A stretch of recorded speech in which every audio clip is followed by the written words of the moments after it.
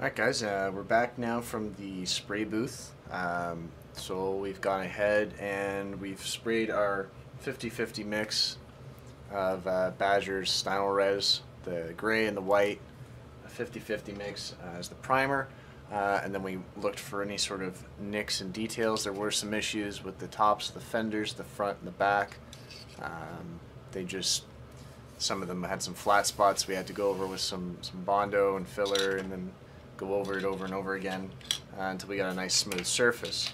So once that was done, we waited 24 hours for the paint to dry. Now, with the Badger acrylic primers, they dry quite quickly, so they're about touch dry in 30 minutes, and in about usually an hour you can go ahead and spray mild lacquers or other acrylics on top of them, and then go ahead and start painting from there. If, for instance, on say a car body or something that we're using a little bit more of an aggressive primer, like say the zero paints or the lacquer paints like that are really quite harsh and aggressive, then you usually want to wait about 24 hours, 24 to 36 hours to make sure that the paint is fully dry. It's bit down into the plastic really good, and then from there you can go ahead and start spraying. So we sprayed it with the primer, waited 24 hours, and then we came over it with the Zero Paints Mercedes-Benz DB534 Zero Paints 1296, and we basically came in with a 0.8 millimeter needle. Now the reason I did that was because the size of the car, you want to try and get the biggest, widest spray pattern that you can in order to make sure that you don't get zebra stripes, or essentially is just light areas of paint where it hasn't fully covered through. So the reason why we used the 0.8 was just to nullify that and make sure that we could get a nice big spray pattern and get a nice even layer of paint down. We sprayed the Zero Paints because these things are already pre-thinned. You don't need to go ahead and add thinners to them. So we put that straight in the airbrush, sprayed it down, and essentially we went over it in nice light even passes. So we did a nice quick mist layer at around 15, I think it was more around 12 to 13 psi, sorry. Just because it's a lighter coat and it's a thinner paint mixture. And then once we did that, we waited about 5-10 minutes for that paint layer to kind of go down and dry. Because they're super aggressive lacquers, they dry and evaporate relatively quickly. So you can come right over, you don't have to wait 30-40 minutes for the paint to dry to come on with the next layer. So we came on with a nice thick layer at that point, and let that one sit and dry for about 5 minutes. And then we put another kind of thin layer on. So we did about 3 kind of alternating coats of light, heavy, light, heavy. More specific on the heavy coats, it wasn't a like a wet coat. When you put a lot of paint down, it'll basically blow through. Even an acrylic primer like the Badger stuff, it'll blow through it and craze the plastic underneath. So when I say heavy coat, it's more of a fuller coat, but not completely wetting the surface to where it looks glossy. The Zero Paints, any of their colors go down a matte color, so the only gloss you'll really get out of it is when you use a clear coat, so like a 2K clear, like a polyurethane clear coat or a lacquer clear coat.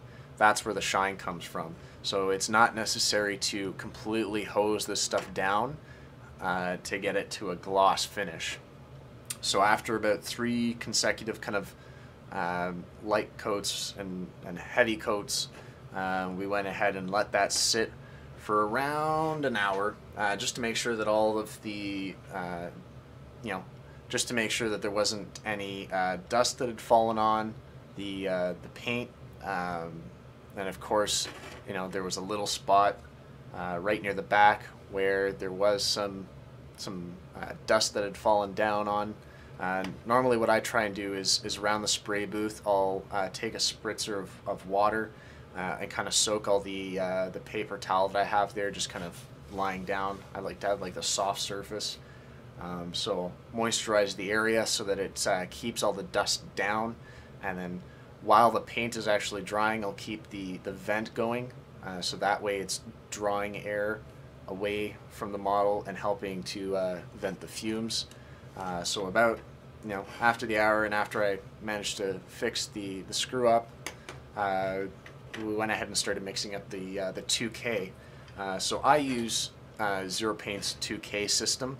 This is just the smaller bottles. I'm probably going to move into something a little bit, you know, of a bigger, if I start doing more, I'll start moving into like a bigger containers, a more kind of like the future type mentality, where if you buy the bulk size brand, then, you know, you'll have more, except make sure that that bulk size brand is actually good for models and not for polishing floors.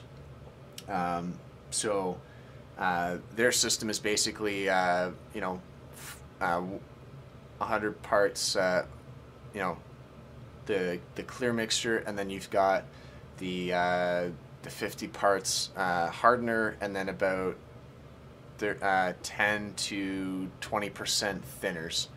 Now that's good for just a general kind of coat, but you can add more thinners successively after the fact. So we used the Zero Paint's specific base coat thinners in the original mixtures, and essentially what we did was we did a light tack coat over everything, and with that light tack coat we waited 5 minutes for the paint to kind of go off and to settle down, and then we went over it with a nice thick wet coat. And this is still through the 0.8mm nozzle, so the bigger the nozzle, essentially you're going to get more paint down. It's going to be a little bit easier to get that nice, wet, even coat, especially on something, you know, this size. So we did that thin coat, the tack coat, as I like to call it. So we did that tack coat, and then we did a nice thick wet coat, and then we waited for that wet coat to kind of go off a little bit. And then we went over everything again with another light tack coat, and then another wet coat. So that's just to build up the nice layers of the clear, so that when we come in and polish this up, so with some 6,000 and 8,000 grit sandpaper, or the micro mesh stuff, then we're not going to be worried about eating through a thin layer of clear coat to you know, to polish the model off.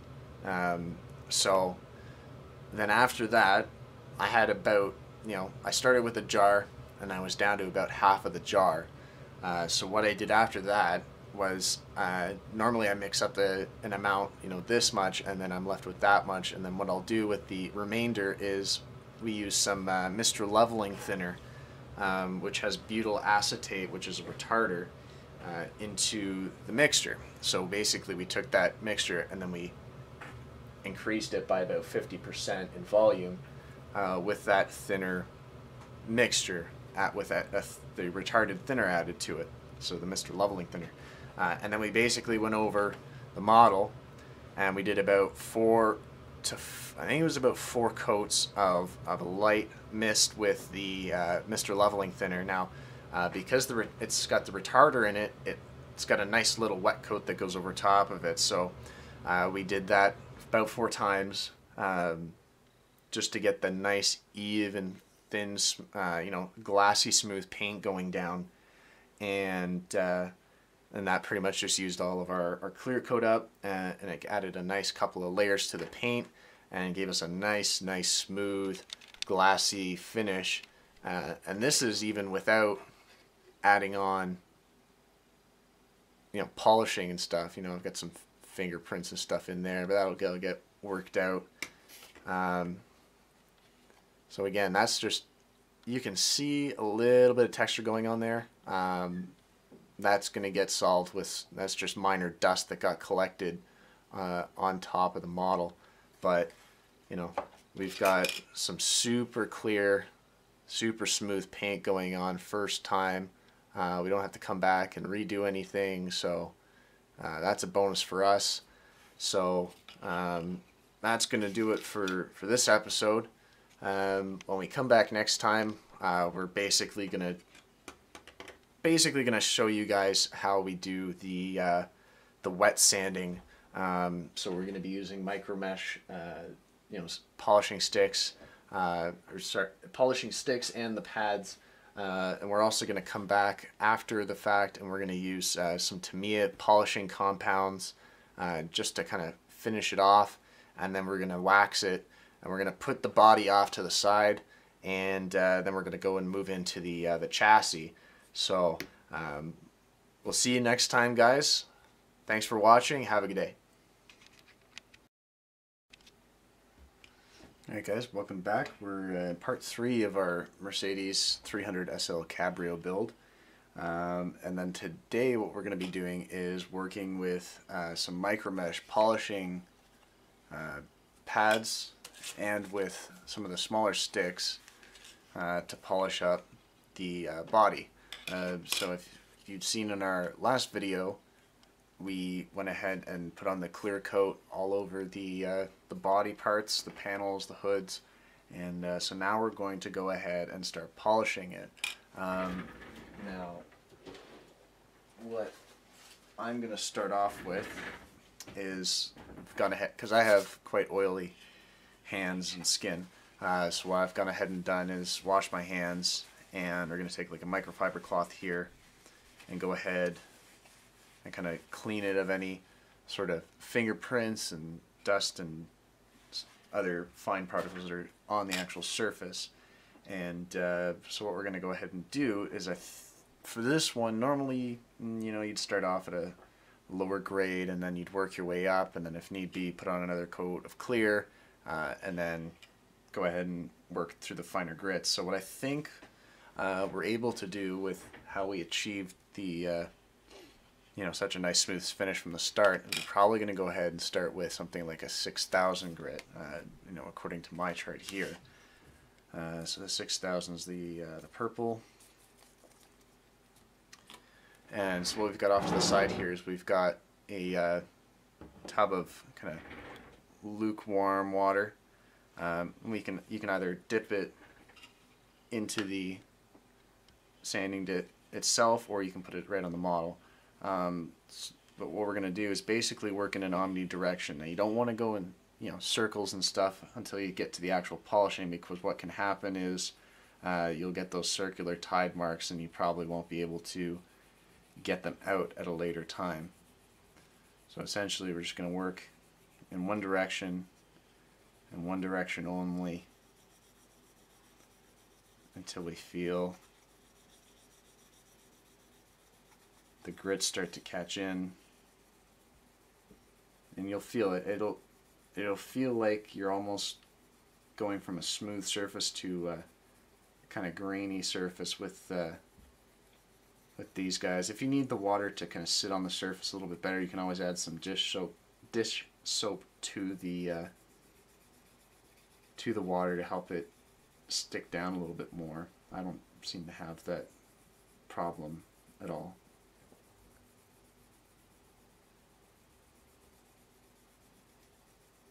And then you're basically going to do this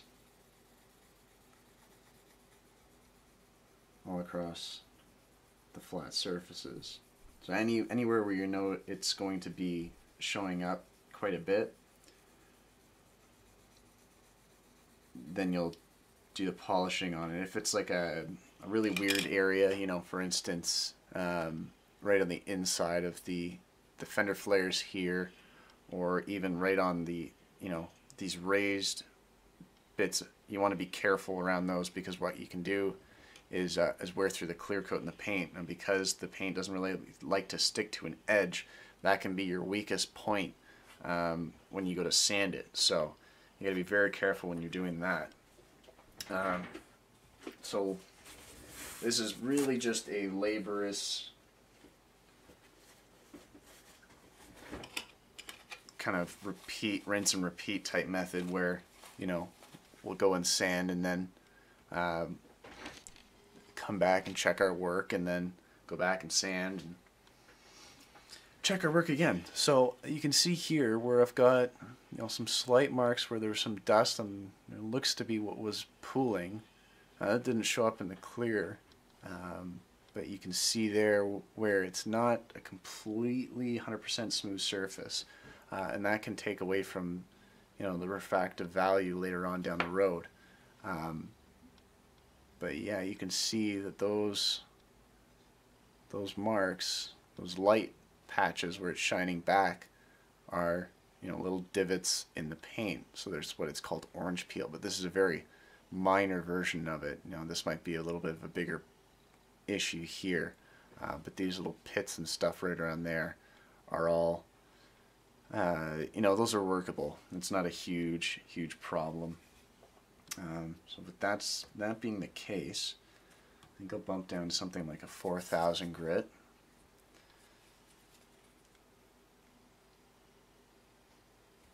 Apply my water,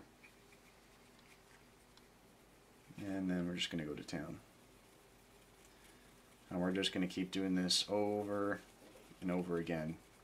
And we're going to work through the grits successively until we reach a point where we're happy with the finish, and then we'll move on to the compounds. So we'll go ahead and do this, and once this piece is done, the trunk at least, we'll come back and I'll show you what it looks like after the 4,000. Alright, so as you can see here now, we've gone ahead and used our 6,000 grit, and we've polished the surface up. So those blemishes that you once saw are now null and void. You can see here that we've left a little bit of space around the edge of the parts. That way we don't go ahead and start sanding off all of the clear coat and the paint on the edges of the part. So what we're left with is kind of like this matty surface, but that's going to get, we're going to go up the grits. We're going to go to 8,000 next. And then after that we're going to go with 1,200, and then we'll move on to the Tamiya polishing compound, sorry. We're going to use the finishing one because I believe the, which one is it here? I think the coarse is a little abrasive, so we're not going to use that. I also think that the fine is still, it's a little bit too aggressive. We may use it in place of the 1,200. But definitely we're going to use the finished compound after we've gone down the grits. So we'll come back when we're ready to start using the compounds, and once we've finished with the 1,200 grit. Okay, so we've gone ahead and we've applied our fine polish here. So we've basically just done a bit on the you know, our rags. These are the Tamiya polishing ones. They're really nice fine ones. They're worth the investment. Plus they're color coded, so you know which ones belongs to which container. So we applied that kind of in like a semicircle pattern. We kind of just worked it in, went over it, and then we've let it kind of dry here. Now what we're going to do is we're going to take a nice clean area of the cloth, and we're going to start, usually I like to start in the middle, and then just start in a circular pattern, and then work out to one kind of edge.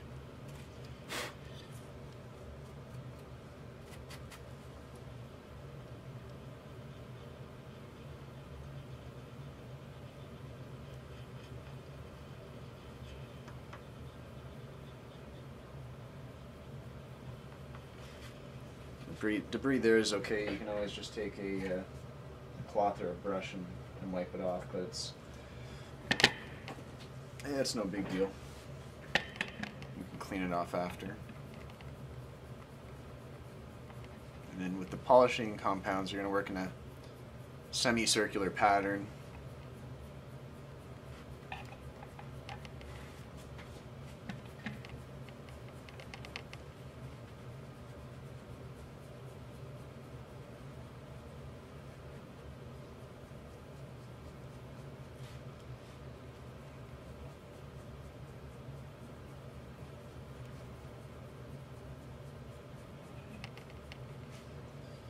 like so.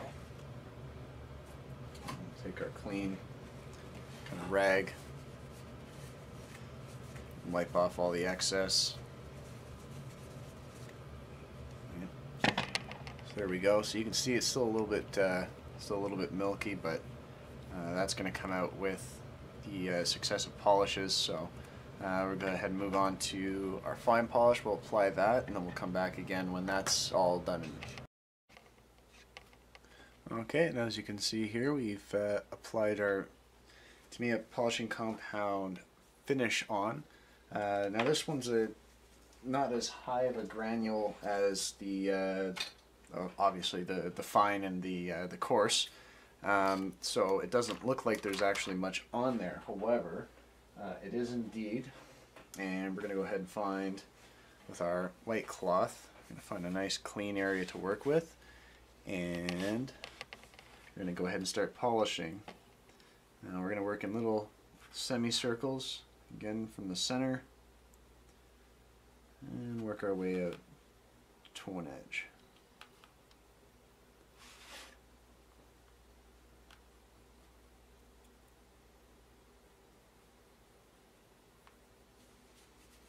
Right, and onto another clean area.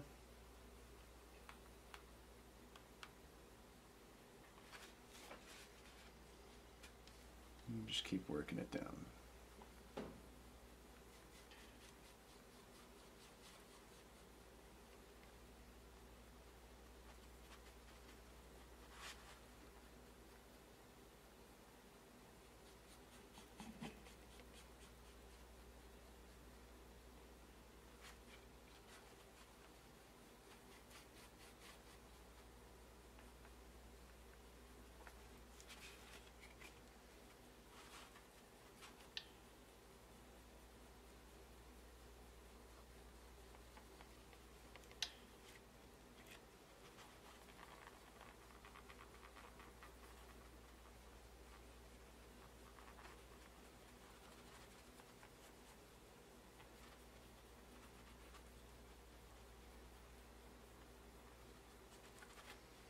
Okay, there we go. So there's quite a bit of residue still left on there, as you can see, but we're probably going to do a couple of successive kind of polishes. So we'll go back down to, we might even go deep as the coarse. This is kind of just to get a rough idea of what we want the piece to look like. So there's still lots of residue on there. We have to wash that off. But successive polishing will get it down to a nice smooth surface as we work up the grits.